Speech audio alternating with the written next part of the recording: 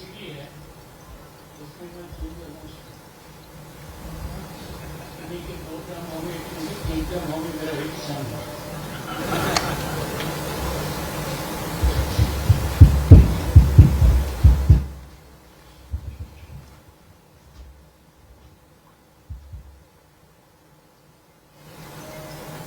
राज्यपाल राजस्थान श्री हरिबाबू काबले जी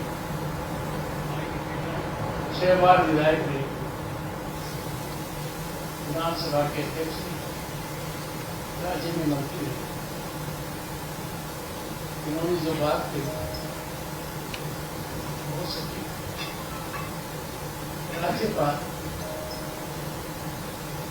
प्रांत में होता है इजी पंचिंग बैग है। राज्य की सरकार केंद्र की सरकार के अनुरूप नहीं है तो आरोप लगना बहुत आसान होता है। और समय के साथ बदलाव आया तो राष्ट्रपति किसने चुन लिया? तो राष्ट्रपति जी को भी इस दायरे में ये चिंतन चिंता और दर्शन का विषय है।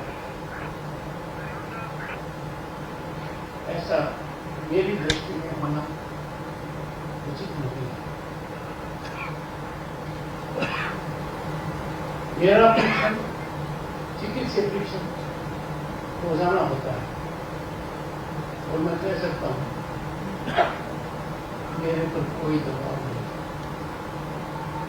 मैं किसी पर दबाव डालता हूं, मैं दबाव में आता हूं।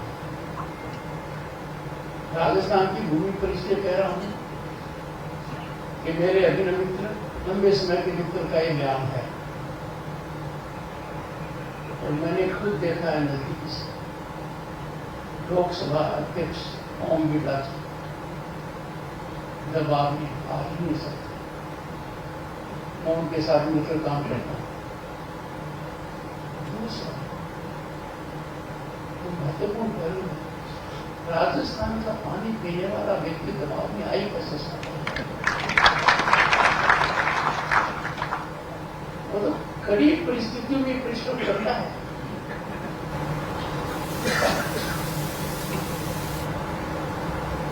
आपके यहाँ के अध्यक्ष वासुनाम देवनानी जी, मेरा परम सौभाग्य रहा है कि राजस्थान के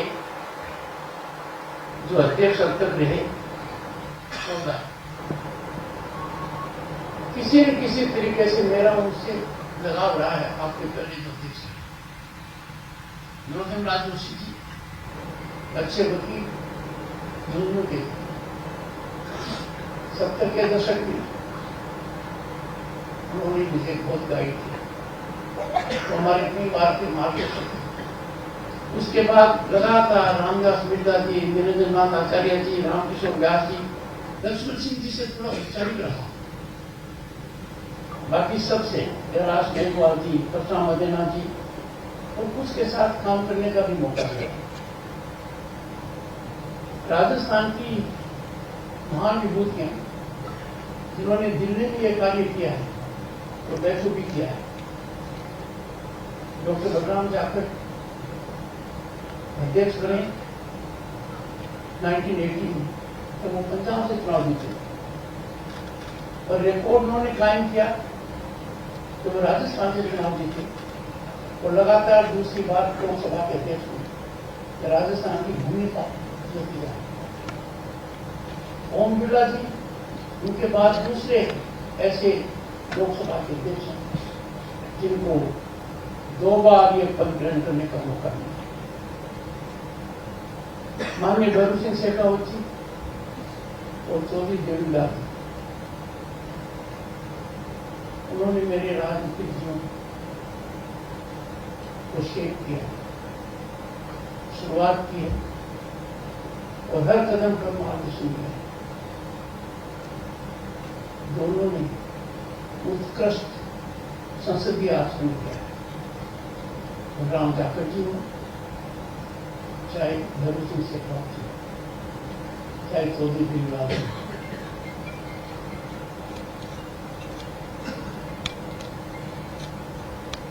प्रतिपक्ष का बहुत बड़ा योगदान रहता है। प्रतिपक्ष विरोधी पक्ष नहीं है। प्रजातंत्र में आवश्यकता है अभिव्यक्ति हो, वाद विवाद, संवाद हो, वैदिक तरीके से जिसको अनंतवाद कहते हैं। अभिव्यक्ति बहुत महत्वपूर्ण है। प्रजातंत्र की जान हो पर अभिव्यक्ति कुंठित होती है, क्या उस पर कोई प्रभाव डाला जाता है, क्या अभिव्यक्ति इस स्तर पर पहुंच जाती है तो दूसरे के मत का कोई मतलब नहीं है, तो अभिव्यक्ति अपना अस्तित्व खो देती है। अभिव्यक्ति को सार्थक करने के लिए वाद विवाद जरूरी है। और वाद विवाद का मतलब है कि जो लोग आपके विचार से एक मत नहीं रखते, प्रबल संभावना है कि उनका मत सही है। इसलिए दूसरे का मत सुनना आपकी अभिव्यक्ति को ताकत देता है। आज के समय इस ओर टीकाराम जूली ने अपना ध्यान आकर्षण किया, मुझे बड़ा अच्छा लगा। हरिमोहन जी से बहुत पुराना परिचय है। राजस्थान प्रगतिशील मंच नाम भी आपने अच्छा रखा है। तो एक इनकी खासियत है, और खासियत है ever smiling face, captivating face.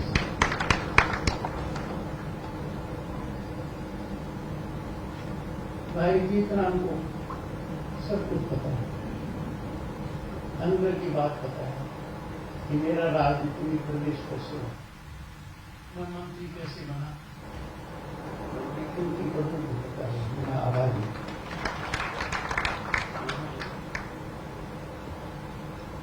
हर व्यक्ति यहाँ उपस्थित है,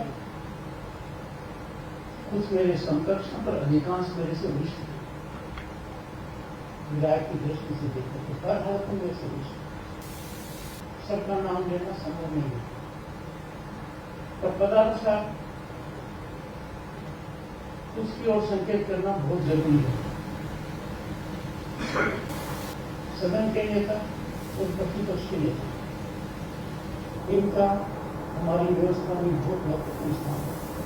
और यहाँ पर 90 अरसे तक लगातार विधायक रहे श्री राजेंद्र राठौर, पूरे नेता प्रतिपक्ष।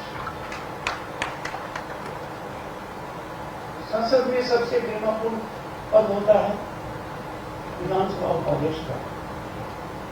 पेशे से वकील, साथ में मंत्री भी रहे, आप राज्य में मंत्री में, और आप जब विधानसभा के अध्यक्ष रहे तो उनमें सदस्य श्रीमान शांतिलाल चक्रवर्ती।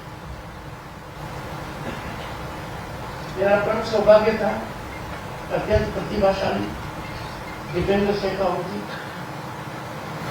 दूरदर्शिता का पिछायक बने हैं, बहुत मौकों पर राजस्थान विधानसभा के अध्यक्ष बने और हम साथ में विधायक भी रहे। राजस्थान का सौभाग्य है क्योंकि मैं बाप हरिभाऊ बाबरे जी के क्रांति कर रहा हूं। आज से करीब 26 साल पहले और पहली बार देश में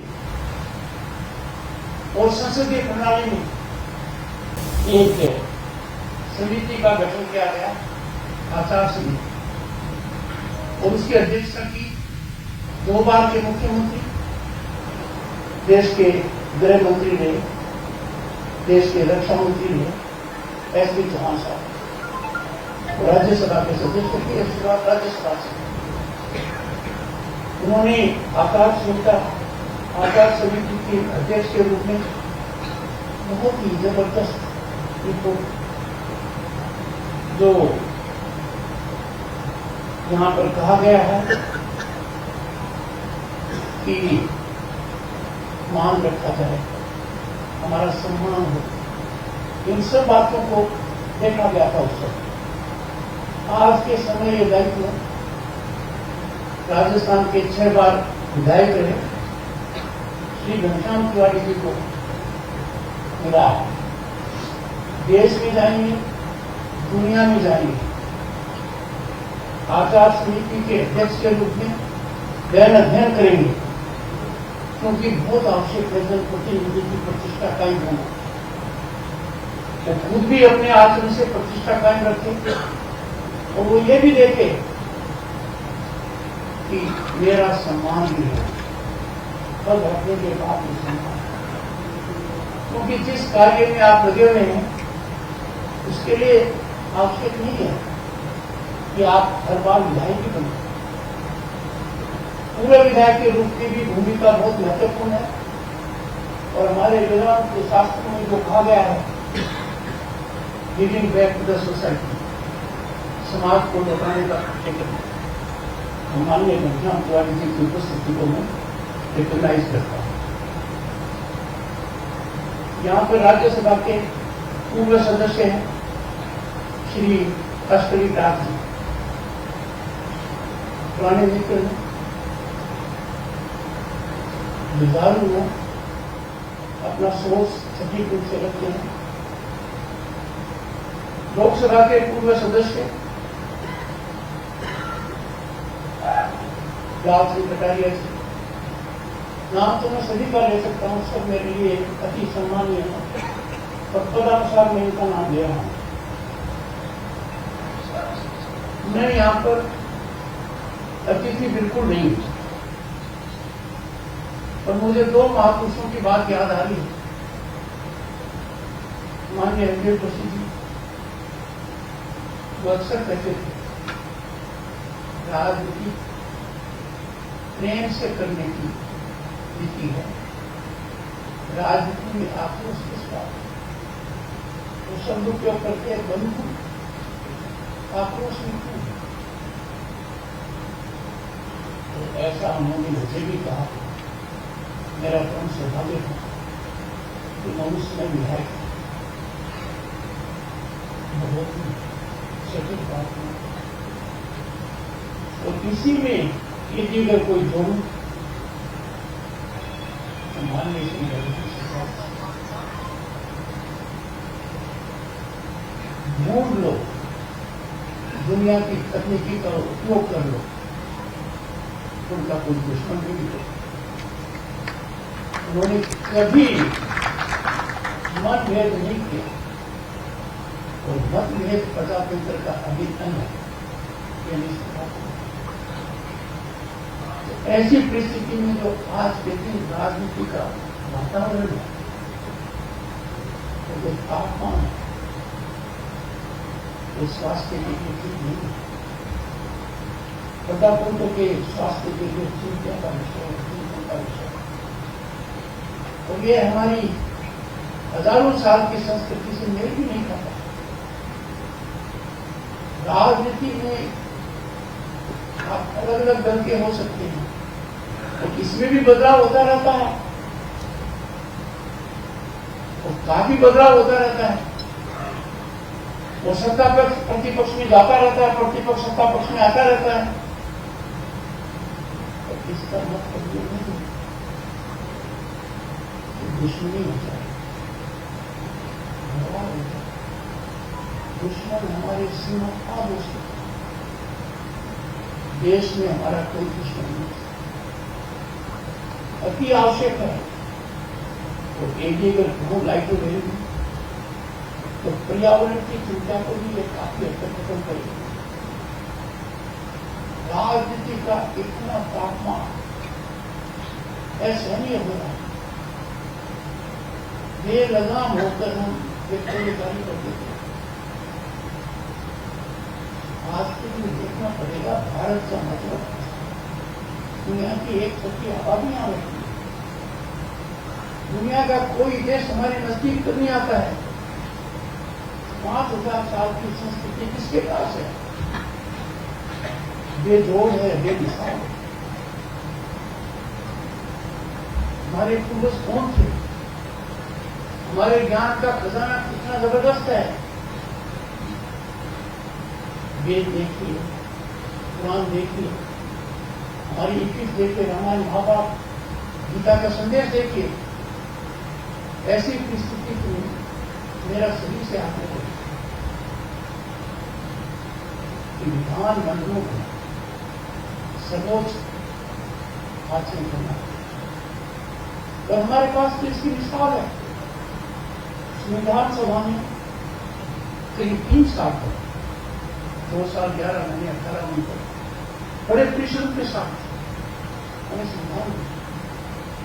और उनके सामने 30 समस्याएं, विभाजित करने वाली समस्याएं, गहरी समस्याएं, एक मत होना मुश्किल था। तो उन्होंने कभी टकराव नहीं किया, कभी डिस्टर्बेंस और डिस्ट्रक्शन नहीं हुआ। वाद-विवाद से, मेल-मिलाप से, they negotiated through the process of consensus. Confrontation was never in their mind. आज का अपनी दृष्टि से देखते हैं तो मन परेशान होता है, बड़ी चिंता होती है। चिंता इसलिए नहीं होती कि प्रजातांत्रिक के मंदिर में इस प्रकार का कृत्य हो रहा है। चिंता इस बात की है कि एक ही अगर यह प्रजातांत्रिक मंदिर में रहा तो उस मंदिर के अंदर कोई पूजा तो नहीं है, तो दूसरे पूजा का स्थान नहीं है। और यह प्रजातांत्रिक व्यवस्था के लिए बड़ी चुनौती है। इस कसौटी पर खड़े हम कभी उतर सकते हैं और सार्वजनिक दिमाग में ये बात लाई जाए। और आज के दिन पूर्व विधायकों का इसमें बहुत महत्वपूर्ण योगदान है। कैसे यह संभव है कि जो वाद विवाद का जिक्र होना चाहिए वो मुश्किल है, तो ठीक इसके विपरीत हो रहा है। ये बहुत बड़ी चिंता का विषय है। मैं समझता हूं कि हम इसको ध्यान दें। राजस्थान की भूमि की पहचान महाराणा प्रताप, महाराजा दशरथ, उनकी हाल ही याद आ गई। हाल में जो प्रतिघात हुआ, दुश्मन के आतंकी ठिकानों पर कुठाराघात हुआ, भावलपुर और मुरीदके में तो सटीक आक्रमण किया गया। कब्रिस्तान में जो गिराए गए, उनके सामने, उनके साथ सेना के लोग आतंकी और सतात्मक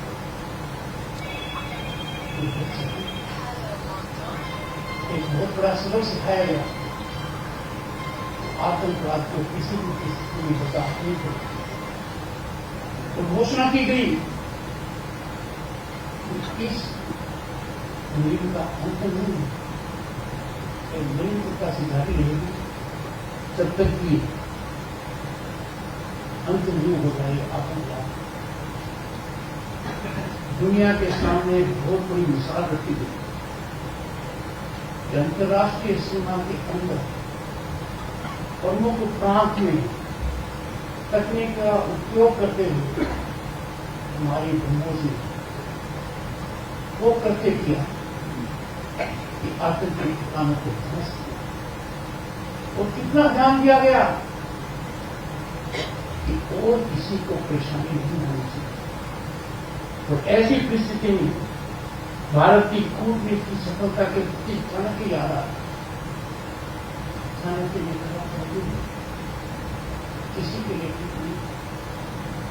भारत के प्रधानमंत्री ने 3 साल पहले कहा था हम ऐसे समय में नहीं रहे हैं जहां युद्ध के माध्यम से कोई मामला सरकाएगा। कूटनीति और विचार विमर्श एक रास्ता है जब हम समस्याओं का हल दे सकते हैं। चाहे थोड़ा सोचो, यदि अगर सटीक रूप से चाणक्य नीति का पालन नहीं किया तो आज जो हम देख रहे हैं कांडागर के इजराइल, हमास, यूक्रेन और रशिया कितनी बात मानव को कितनी चोट मिल रही है, दुनिया को कितना पीड़ित होना पड़ रहा है अफसोस का। ये गांधी का देश है।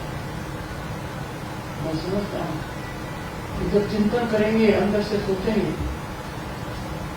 तो जो कार्य राष्ट्रीय नेतृत्व ने किया है बहुत जबरदस्त। और देश में लंबे समय बाद इसकी शुरुआत की थी नरसिम्हा राव जी। नरसिम्हा राव जी ने एक बहुत महत्वपूर्ण मुद्दे पर श्रीमान अटल बिहारी वाजपेयी जी को भेजा। माननीय अटल जी तो प्रतिपक्ष में थे, क्योंकि जब हम देश के बाहर जाते हैं तो न पक्ष होता है न प्रतिपक्ष होता है, हमारे सामने बस होता है। ये दिखा दिया दलगत राजनीति से ऊपर दुनिया के अनेक कोनों में संसद सदस्यों का जाना, पूरा राजनीति का जाना एक बहुत बड़ा कदम है।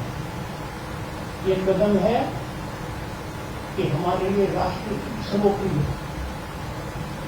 राष्ट्रहित हमारा धर्म है, भारतीयता हमारी पहचान है। जहां भारत का मुद्दा उठेगा तो विभाजित नहीं, हमारे राजनीतिक मतभेद नहीं है, हमारे राजनीतिक मतभेद हैं तो देश के अंदर। और एक बहुत बड़ा संकेत और किया गया कि जब देश की बात आती है तो राजनीति फंसने से कुछ नहीं देखा जाता। ये बहुत बड़ी उपलब्धि है जिसको हर आदमी को पता होना चाहिए। कई बार हम आवेश में आकर प्रश्न उठा देते हैं कि चोट मुझे नहीं लगेगी तो मैं कहूंगा लड़ते रहो, लड़ाई जारी रखते हो। ये लड़ाई करने की बातें नहीं है,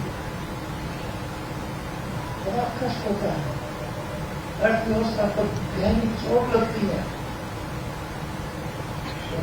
ऐसा क्यों? क्योंकि जो भारत आज से 11 साल पहले कहां था, ये राजनीतिक विषय नहीं है। हर कालखंड में देश का विकास हुआ है, हर कालखंड में महारत हासिल किया गया। 50 के दशक में, 60 के दशक में, 70 के दशक में बड़े बड़े काम हुए। और जब इस कालखंड की बात करते हैं तो इसका अर्थ कदापि नहीं निकाला जाए कि किसी और कालखंड से तुलना करें, तो दुनिया से तुलना करें। और दुनिया से इसलिए कर रहा हूं कि जो भारत पहले दुनिया की 5 फ्रेजाइल इकोनॉमी में एक था, आज दुनिया की 4 बड़ी अर्थव्यवस्थाओं में एक है। किन को पीछे छोड़ा एक कुछ समय इंतजार कीजिए, Japan, Germany, UK, Canada, Brazil सब के पीछे ऐसी ध्यान लगी है कि 10 दशक को दुनिया क्या कहती है? दुनिया कहती है कि तीसरा दशक अर्थव्यवस्था के हिसाब से, उसकी प्रगति के हिसाब से भारत ने जो प्रगति की है वो किसी और बड़े देश में नहीं की है। पिछले 10 साल में दुनिया में सबसे तीव्र गति से बढ़ता कोई राष्ट्र है तो भारत है। और ऐसा क्यों कहा जाता है?